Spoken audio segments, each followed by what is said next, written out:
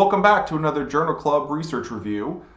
Today I wanted to talk about butterfly conservation and data collection. And this is a paper that was recently published this last April, I believe, in the Journal of Insect Conservation.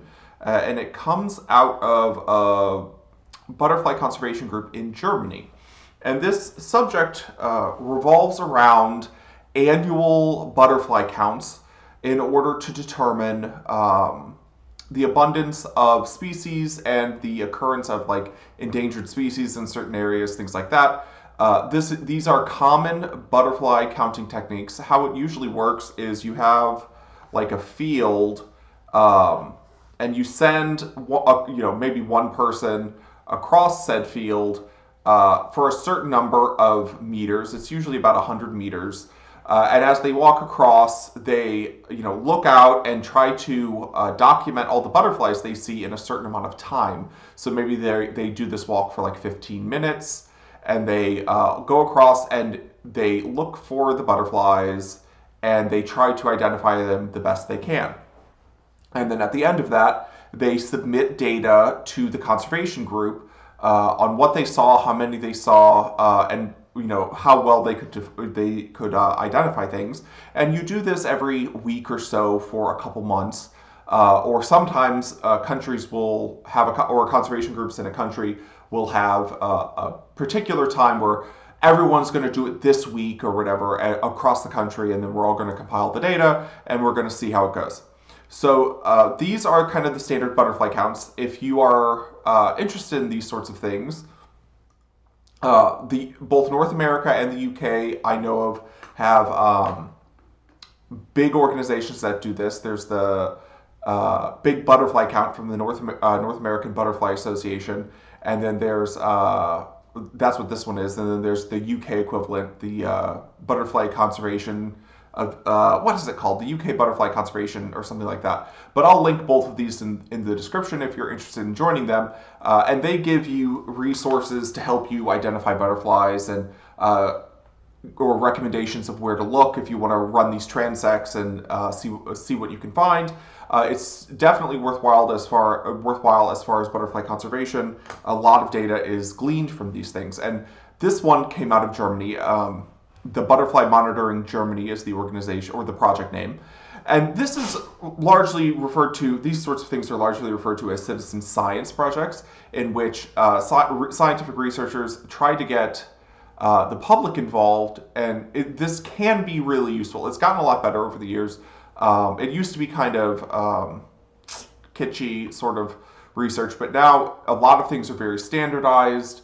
The people involved, there's kind of a core group of people involved in each project that are very educated, and they do this year to year, and it generally produces a lot of really good data, especially about occurrence.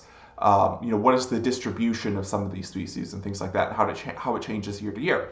Anyway, so in this research that came out, they wanted to know, is there any benefit to doing data recording in the old-fashioned way? And by that I mean people counting things in the field by hand, using pen and paper, either sending a letter in with their data or sending in an email, versus kind of like the new apps, like your smartphone apps, where you can just do counts on your phone and submit it immediately, or they'll have a database tool that they'll send to you that you can use on your phone or on an iPad or whatever. Sometimes those have built-in AI sort of insect ID programs in them, where it can give you a general idea of what insect species you are currently looking at and stuff like that. And they wanted to figure out, we still have, the issue is we still have people that will not record things on their smartphone or whatever, and they'll send in paper copies of data or email versions of the data, and then someone at the headquarters for wherever this research is going on has to collate all that data, enter it manually into whatever database, and it adds a lot of work. So is there any benefit to doing this, or should we just kind of force the issue and move everything to apps? So this actually was really interesting, because what ended up happening, they had several hundred people volunteer for this project. across Germany in order to do these butterfly counts, which is really great. And most people submit data via online. So you can see here the types of data entry. The number of people that are sending in by email or letter is relatively small compared to the number of people who submit um, via online databases or smartphone app, things like that.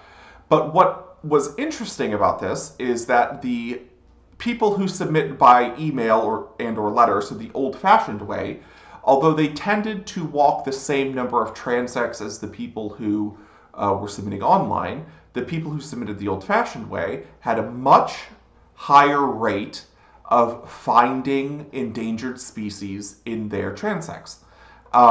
So this raised a lot of questions, like how is this possible?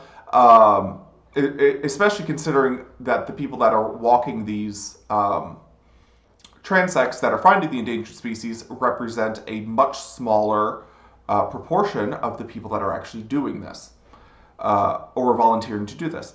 And their reasoning is actually pretty sound in that the people who are doing this in the kind of the old-fashioned way tend to be a lot older, and in general, these sorts of conservation groups and citizen science groups that do these sorts of counts tend to be older anyway. There's not a ton of super young people that are interested in doing insect counting in the wild. Either they're not interested or they don't have the time because a lot of these older people are retired. But many of these older people have been doing this for a long time. And not only that, many of them are taxonomists and amateur entomologists. Some of them are professional entomologists, and they have specialized knowledge.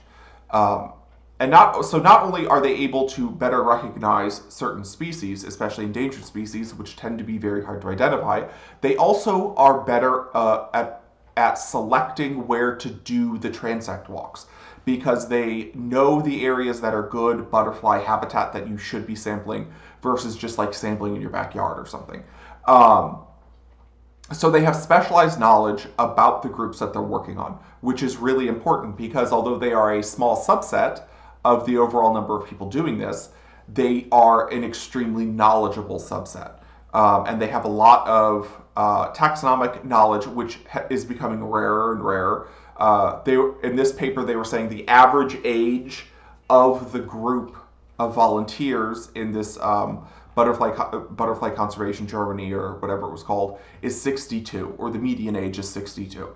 So really, the people involved in this tend to be a lot older, and which is an issue because you do need young people to get involved because eventually the old people die, and so you need younger people to come in with knowledge or come in and work with these older people and get training in order to perpetuate this sort of conservation counting and this conservation movement. And it's a serious issue. But so these older people tend to have specialized knowledge about where to look. They know how to identify endangered or rare species in the field, which is an entirely different sort of taxonomic skill set. Because it's not just like, well, I have this in front of me and I have it under a microscope and I can examine all the details and take as much time as I need. These butterflies are flying past them and they're able to catch enough detail to kind of instantly be able to identify them. So you're talking about very experienced people here. So that is interesting by itself. So then they asked, well, is there any way that we can get these people to do more of the online reporting? Because it is still a lot of work. Obviously, this is extremely beneficial data that these older people who are not willing to submit their data electronically, they are in fact submitting really, really good data that we need in order to be able to do this work. And so they sent out questionnaires to these people saying, what would it take to get you to do this? And some people are upfront and they say, it's just a lot of work. I don't want to do this because it's kind of a tedious sort of thing. I'd rather just send you a letter or whatever, send you my data sheets. And some people just don't want to do anything on the computer at all. You're talking about older people that don't necessarily like being on the computer and they don't want to spend more time on the computer than absolutely necessary. So about 50% of the respondents that were doing this transect walking with being able to find these rare species just said straight up, I don't want to do it online, and there's nothing that you can do to make me do it online. And then the other 50% said gave recommendations like more user-friendly database tools and stuff like that, things that would help them do the IDs better, stuff like that. So you can see like some of the data entry is just too difficult. You need to make this more user-friendly, or I have bad internet, I can't do this, or I don't have a smartphone, or whatever. And some people are just straight up, I refuse to do this. So you do need to accommodate for these people. And there has been a big push in citizen science stuff over the last few years that, we can just put everything on your smartphone and we'll get all of the young hip people to do this. But the issue is that they're not doing it. The younger people that are more tech savvy are just not doing this. They aren't volunteering for these projects, and the people that are volunteering for these projects tend to not be as tech savvy, and they don't want anything to do with the technical aspects of this. So if you are running a program like this, you need to make concessions to these people because they are the people with the specialized knowledge who are willing to do a lot of these transect walks in maybe hard to reach places, not necessarily near their home because they know where to look. They know that they need to go to certain environments if they're going to find some of these rare butterflies, and they know how to identify these rare butterflies. So you may not like that this causes you to do a lot more work when it comes to butterfly monitoring, but it's because you have to put in all this data by hand. But you're talking about people with deep species knowledge, very, very in-depth, a lifetime of taxonomic experience in some of these species groups, because they've been butterfly collecting since they were kids, or they're professional entomologists, or whatever, or they've been volunteering with you for 40 years. So you do need to make concessions to these people. And that's just the way it is because they give you kind of the lifeblood of your data. So I thought this was a really interesting paper. I really like these butterfly monitoring and conservation groups. I will link these butterfly counts for the North America and for the UK. They do them all over, especially the North American ones. They have them scheduled throughout the spring and summer, and they do them all over, so you can usually find one near you if you're interested in this. But as a reminder, as always, like and subscribe. It doesn't cost you anything. It really helps me out, and I'll talk to you guys later.